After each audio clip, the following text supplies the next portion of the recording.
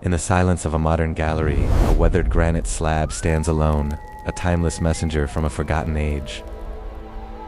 Centuries of exposure have worn it down, yet careful hands now seek to uncover the secrets hidden within these deep grooves.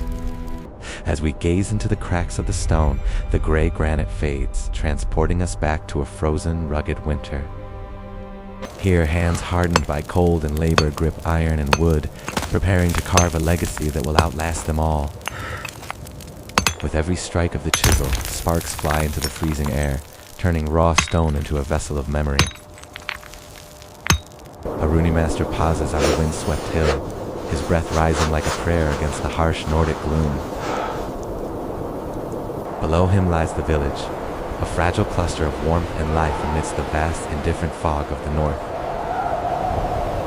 Inside the longhouse, an elder casts the bones and tiles, seeking answers from the chaotic patterns of fate. The firelight reveals a single rune, Oruz, a sign of raw, untamed potential waiting to be unleashed. To them, this was not just a letter. It was the essence of the wild ox strength, vitality, and unbridled power. Today, we bridge the gap of time. In the summer fields of Scandinavia, we rediscover these ancient markers. Technology strips away the moss and lichen, revealing the faint ghosts of paint that once screamed for attention. Imagine the stone as it was meant to be seen, vibrant, blood red, a beacon of color against the gray landscape. A warrior prepares the pigment talker and binding agents, a ritualistic act to ensure the message endures. The brush fills the grooves, sealing the intent into the granite, making the words bleed into eternity. These stones were the anchors of a civilization that looked outward to the vast fjords and the open sea. They were people of the waves, their longships cutting through the water, driven by a thirst for the unknown.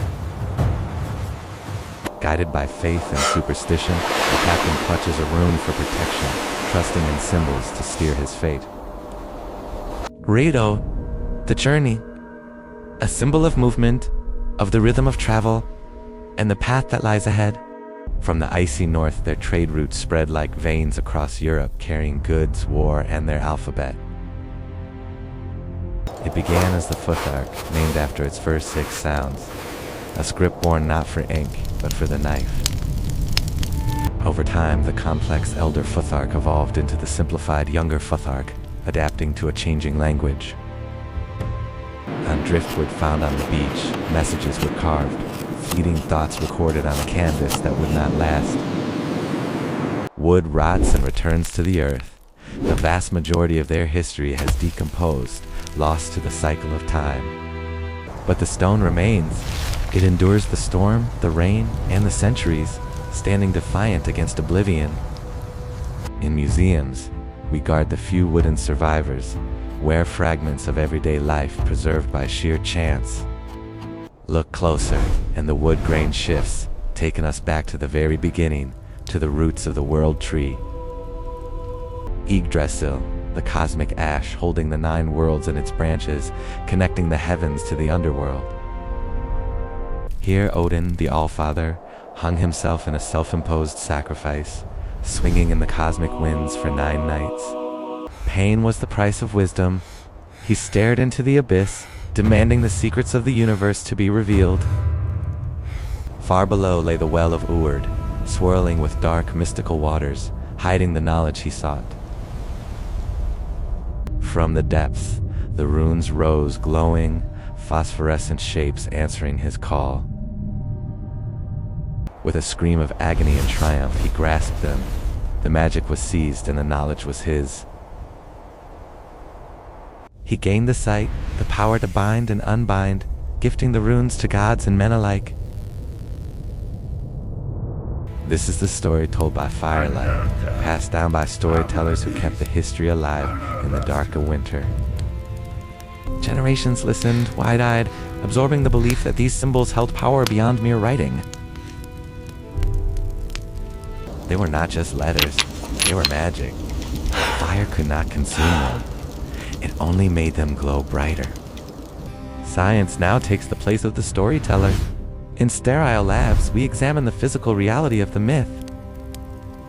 Under the microscope, we see the tool marks, the human effort, the scratch of the knife on bone. But outside the window, a raven watches Odin's memory, blurring the line between the lab and the legend. Taking flight, we soar across time, watching the modern world dissolve into the green hills of the 10th century. We arrive at Jelling. A massive stone is being raised, painted in gaudy, bright colors, a monument to royal ego. King Harald Bluetooth stands proud, dictating his legacy, uniting the tribes under his absolute authority. The carvers etch a new god onto the stone Christ, entangled in Nordic knots, a fusion of old and new beliefs. Today, shielded by glass, it stands gray and silent, captured by tourists who can only imagine its former glory. Yet, the landscape is dotted with thousands of these stones, lighting up the map of Scandinavia like constellations. It wasn't just kings. Wealthy women like Gunhild wielded power, commissioning bridges and monuments in their own names. Building a bridge was a pious act, a service to the community that expedited the soul's journey in the afterlife. A bright red stone marked the entrance, announcing the builder's generosity to every traveler who crossed. The wood rotted away, the bridge collapsed, and centuries passed in the blink of an eye. But the stone remained. Now, it stands forgotten by a modern roadside, a silent witness to cars speeding past, oblivious to its history. But we have not forgotten. Laser technology sweeps the surface, capturing every pit and scratch in digital perfection. We strip away the moss digitally, reconstructing the inscription to hear the voice of the grieving mother. Gunhild raised this stone for her daughter, a message of love echoing across 1,000 years. For a moment, the bridge is whole again. A mother and daughter stand together, smiling in the summer sun. But memory fades into mist. The mother is left alone in the winter of her grief, immortalizing her loss in stone. Snow fills the carved name, cold, final, and enduring.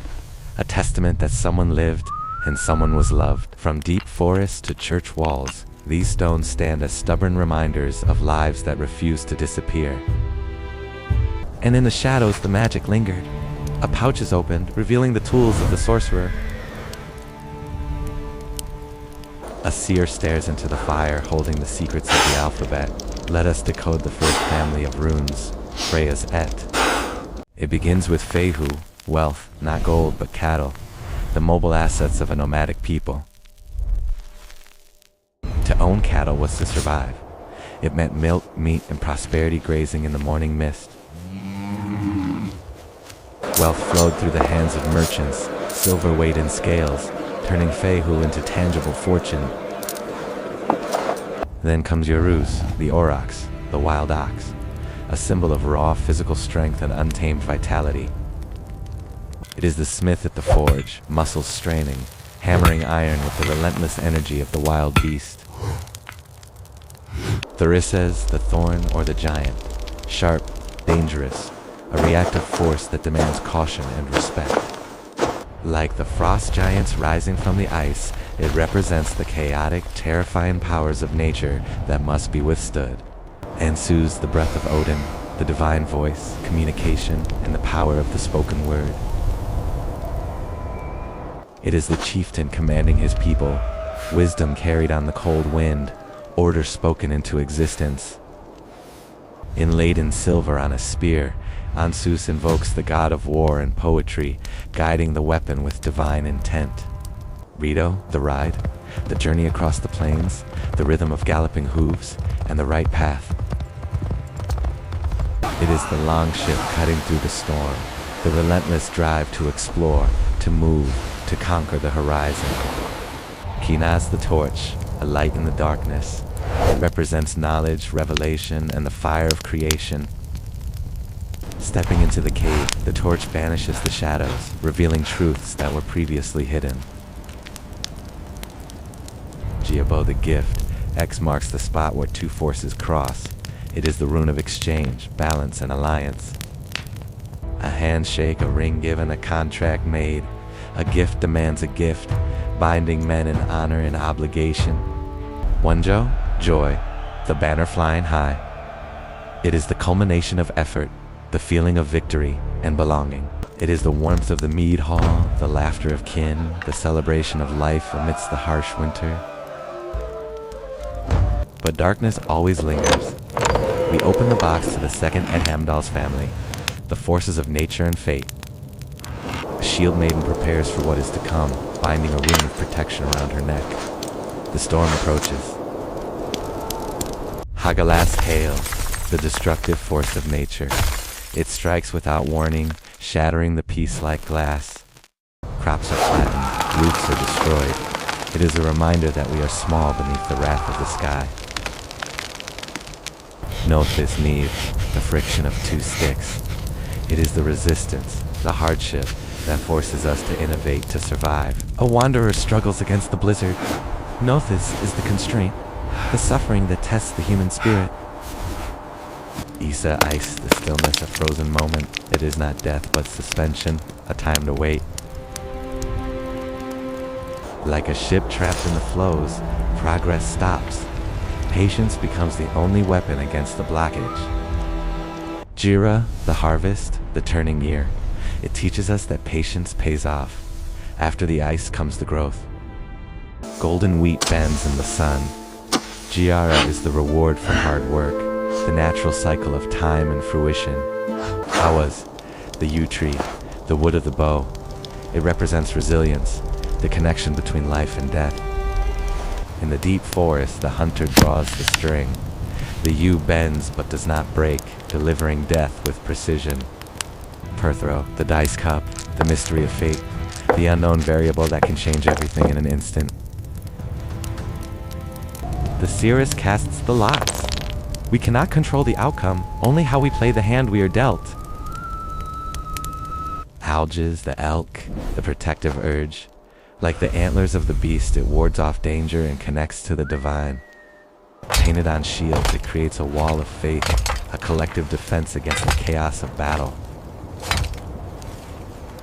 Sawilo, the sun, the beacon of hope, the light that breaks through the storm clouds guiding us home. With the sunstone, the navigator finds his way. Sawilo is success, clarity, and the triumph of light over dark. These symbols were woven into the fabric of daily life, carved on tools, doors, and jewelry, blending magic with reality. Today, the ink flows again. The ancient compass, the Vegvisir, finds a new home on modern skin, reviving the connection. We delve into the forbidden, the Galdrabach. Complex magical staves designed to bend reality to the user's will. Ink bleeds into shape, forming seals of power. This brings us to the final family, Tirzet, the laws of humanity. Tiwaz, the star of Tyr, the arrow pointing up. It is the rune of justice, sacrifice, and the moral compass. Tyr sacrificed his hand to the wolf Fenrir to uphold the law. Tiwaz asks, what will you give up to do what is right? At the thing, the assembly, the law is spoken. Order is maintained not by chaos, but by the community's will. Burkano, the birch, new beginnings. The sprouting sapling representing birth, fertility, and the mother. In the warmth of the home, a new life begins. Burkano is the sanctuary, the gentle growth that sustains the family. Waz, the horse, trust, the partnership between two beings working in perfect harmony. The warrior and the steed, a bond built on loyalty, where movement is shared and goals are aligned. Manus, mankind, the self. Looking into the reflection, we see our humanity, our connection to the collective. In the bustling city of Hidabi, society thrives. Manas is the realization that we are stronger together. Laguz, water, the flow. The subconscious stream that runs deep within us, cleansing and intuitive. Beneath the surface, mysteries lie.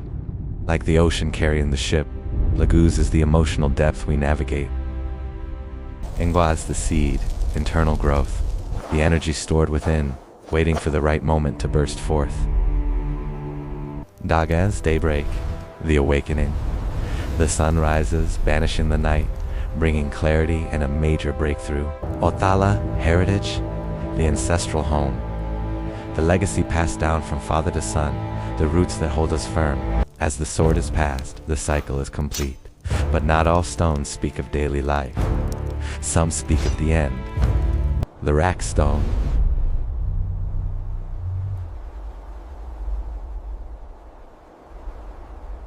Standing in the mist, the Ari Exone is a monolith of encryption, a text so dense it has baffled scholars for centuries. Runes carved upon runes, ciphers hiding secrets. It is a labyrinth of riddles chiseled into granite. Scholars struggle to decode the message. Is it a memorial, a myth, or a desperate warning from the past? I say this memory to the people. The stone glows with a ghostly light, whispering of old gods and forgotten fears. The cipher runes speak of a Theodoric, but beneath the surface lies a riddle about the sun being captured. A giant of shadow holding the light, a mythological metaphor for a very real, very terrifying event. Science points to the year 536 AD. A massive volcanic eruption blanketed the earth, creating a volcanic winter. The sun turned red, the crops failed, summer never came. For the Vikings, this wasn't weather. It was the apocalypse. Fields turned black. Famine stalked the land. The gods had abandoned them. Despair took root in the soil. A child reaches for food that isn't there. This trauma scarred the collective memory, birthing the legend of Thimble Winter, the great winter that precedes the end of the world. Seasons ceased to turn. The world was locked in gray, a harsh, unnatural stasis where life could not flourish. The wolves grew bold, encroaching on the villages, their eyes glowing with the promise of violence. Warriors watched the sickly sun, whispering prayers to gods who seemed to have gone silent. Odin! They believed the wolf's goal was chasing the sun, getting closer with every passing day, ready to devour the light. In desperation, they sacrificed. Blood spilled on idols, begging for the warmth to return. But the blood froze, the idols remained silent, the rejection was absolute. The seeress, shaking in her trance, saw what was coming. Not just weather, but the collapse of all order. Brothers shall fight and fell each other, society crumbles, trust is broken, the Axe Age begins. Shields are cleft, war becomes the only language, it is the prelude to total destruction. A wind age, a wolf age, the banners are torn, the world prepares to crumble into the abyss. Even Yggdrasil, the world tree, begins to tremble. The cosmos itself is unstable. The roosters crow across the realms. The alarm has sounded. Ragnarok has begun. The chains snap. Fenrir, the great wolf, breaks free. Chaos is unleashed upon the universe. From the deep, the Midgard serpent rises, displacing the oceans, a titan of destruction dwarfing the land. Waves crush the coastlines. The world of men is washed away by the fury of the beast. Heimdall blows the Jallarhorn, a desperate call to arms at the edge of the Rainbow Bridge. Naglfar sets sail, a ship of nightmares made from the fingernails of the dead, piloted by Doom. Surtur arrives from the south, his sword of fire burning brighter than the sun, scorching the air. Odin leads the charge across the sky, the last ride of the gods, meeting fate with head held high. Thor battles the serpent, lightning crashing against poison, the sky ripped apart by their fury. The plains of Vigrid are consumed by war. Giants and gods collide in a final cataclysmic struggle. Owen faces the maw of the wolf. He knows this is his end. He does not falter. Thor strikes the killing blow, but the serpent's venom sprays, filling the air with death. Freyr falls to the fire sword. The defenders of the world are perishing one by one. Thor staggers back 9 steps. The mightiest god collapses, poised, defeated by his greatest victory. Vidar steps forward, tearing the wolf apart in silence. Vengeance is taken, but the cost is absolute. Surtner plunges his blade into the earth. Fire consumes everything. The purifying flames wipe the slate clean. The stars flicker and die. They fall into the boiling sea. The cosmos goes dark. The earth sinks beneath the waves. Silence returns. There is nothing left but gray mist. But look closer. In the geological record, a layer of ash tells the true story of that ancient winter. You scrape away the soil to find a scorched artifact, a survivor of the fire. Dagast the dawn, even in the ashes, the symbol of a new day remains visible. From the blackened earth, a green shoot rises.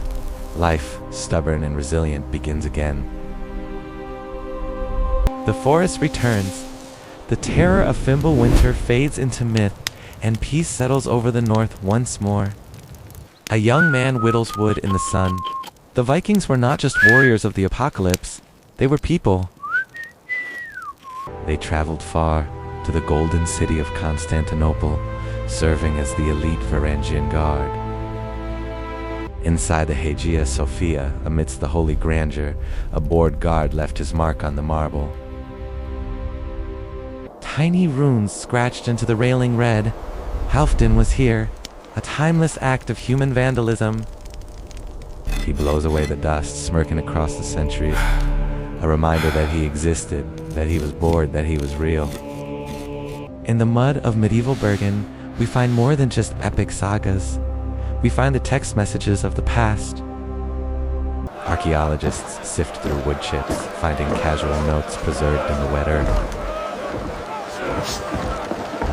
Gita says you should go home, a domestic dispute carved on a stick. The Vikings had nagging wives too. A husband rolls his eyes in a tavern. The mundane reality of life is far more relatable than the myths. Kiss me, my darling, a lover's note, sweet and intimate, hidden from prying eyes. Young love giggling behind a bojed. These runes captured the heartbeat of the common people. A price tag, 2 skins for 1 ounce of silver. Business, trade, the practical use of literacy. Forget the Hollywood savage. The real Viking combed his hair, cared for his appearance, and wrote poetry. A comb made of antler, labeled comb. Sometimes a label is just a label. Simple, literal, human. Inside the ancient Meshau tomb, sheltering from a storm, they carved jokes on the walls of the dead. Crude graffiti about their exploits. Thorny lay here. It's vulgar, it's real, and it echoes with laughter. They were just men waiting out the snow, sharing stories, leaving their mark, proving they were there. A child bites his tongue in concentration, learning the shapes. Literacy was not just for priests, it was for the people. But the world was changing. The church bell tolled, signaling the end of the old ways. Kings like Harald Bluetooth embraced the new faith, washing away the old gods in the waters of baptism. On the stones, Thor's hammer was chiseled over, transformed into the Christian cross, a cultural edit in granite. The quill replaced the chisel, ink replaced stone, Latin letters began to push the runes aside. Christianity spread north, painting the map gold. The old gods retreated into the shadows of folklore. Yet the runes survived. In the Codex Runicus, entire laws were written in the old script, preserved on vellum. The shapes softened, adapting to the pen. They became neat, uniform, losing their jagged edge but keeping their soul. On calendar sticks, farmers tracked the seasons. The runes became tools of survival in the rural north. Deep in the forests of Sweden, They persisted into the 19th century, a secret code among neighbors. Hidden in boxes passed down in silence, the tradition refused to die, whispering from the past. Fast forward to the modern era. Cities rise, technology explodes, but the ancient symbols find a new way to live. Look at your phone, that blue symbol you use every day. It is a binge rune from the 10th century. Hagalaz and Bracano, HNB, the initials of King Harald Bluetooth, the unifier of tribes. Just as he connected Scandinavia, this technology connects devices. An ancient king living in your pocket. A teenager connects instantly. The blue light blinks, a digital echo of a Viking beacon. In games, movies, and stories, the runes have returned. They glow on screens, enchanting a new generation. From comic books to skin, the fascination grows. We are still captivated by the mystery of the North. In workshops, silver is poured. Modern hands craft ancient symbols seeking protection and connection. Aljay's protection, polished and worn with pride. The meaning has survived the passage of time. In lecture halls, we study them, not just as magic, but as a sophisticated system of writing and poetry. The kennings, word puzzles that turned a ship into a wave horse, a language of metaphors and riddles. Imagine the ship morphing into a stallion of foam. To the Vikings, the world was alive with poetic imagery. The skald recited, and the hall fell silent. Words were power. They wove the tapestry of their identity. His words rise like smoke, becoming golden memories in the dark rafters. Stories that would outlive the teller. Today, a hiker touches a mossy rock, a serendipitous connection. A finger tracing a groove carved 1,000 years ago. Under the dirt, the stone feels the same touch. Time collapses. The hiker and the Viking are one. The past is not dead. It is waiting to be touched. A continuous line of human experience. Bind runes merge meanings, love, strength, protection. We create new symbols from the old alphabet. Designers adapt them. Minimalist, clean, yet rooted in the ancient. The aesthetic of the North endures. The landscape itself birthed these shapes. The jagged mountains, the straight pines, the cracks in the ice. A birch branch is Bracano. A shard of ice is Isa. The runes are the language of nature itself. In the lab, lights flash. Reflective transformation imaging reveals what the naked eye cannot see. The computer unveils the invisible. Truths hidden by erosion are brought back into the light. We see a messenger on a snowy pass, carving his misery into a stick. I am cold. Seasons pass over his lost message. Snow, sun, leaves, and snow again. The earth protects the wood until today. We pull it from the ice, perfectly preserved. A voice from the blizzard speaking to us. Thorfast made this. He is cold and wants to go home. We laugh because we understand him perfectly. In stone circles, modern voices chant the old sounds. A spiritual revival, seeking roots in a digital world. Under the aurora, the runestone stands, a silhouette against the cosmic dance of light, eternal, iconic. A warrior's eyes stare into ours, intense, filled with the violence and beauty of his time. His face morphs into a modern man. The bloodline continues. We are the echoes of their existence. In the empty museum, the stones seem to breathe. A faint blue glow pulses from within. The spirits are awake. Cattle die, kinsmen die. The self must also die. The Havamal speaks the hard truth of mortality. But I know one thing that never dies, the reputation of each dead man. Deeds carved in stone last forever. Above the city lights of Stockholm, the old paths are still visible. Dies. We build our future on their Reputation foundations. of each dead man. Deep underwater, a sword rests. Its runes are silent now. But the steel remembers the hand that held it. A child places a flower, respect for the ancestors, the promise that the story will be told again. Fire, ice, sun, man. The runes flash before us, a heartbeat of symbols, a summary of a worldview. We pull back, leaving the earth, seeing it cradled in the branches of Yggdrasil. The myth holds the world. Odin's eye watches. It reflects the galaxy, full of wisdom, watching his runes travel through time. The carver blows the dust away. His work is done. He smiles at the sunset, knowing he has left a mark. And the stone stands in the spotlight. We're back where we started. The circle is closed. Dagas, a new day. The ink fades, but the meaning remains imprinted on our minds. The story is woven into the tapestry of history. From the long ships to the skies, the thread is unbroken.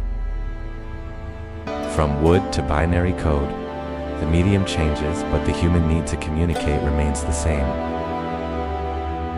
A raven flies into the lens, a sudden collision with the messenger of the gods. In the darkness, a whisper pulses, an echo from the well of Ord. The runes glow one last time,